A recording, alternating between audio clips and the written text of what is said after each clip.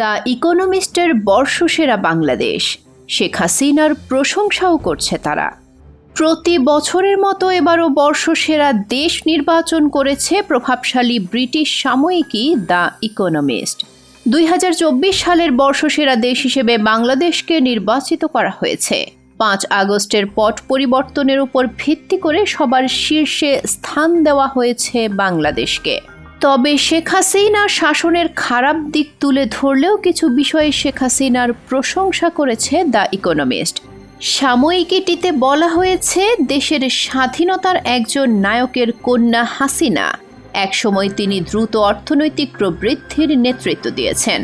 শেখ মুজিবুর রহমানকে স্বাধীনতার নায়ক হিসেবে উল্লেখ করল দ্য ইকোনমিস্ট। আমরা কেন তার প্রাপ্য সম্মান দিতে কুণ্ঠা বোধ করছি?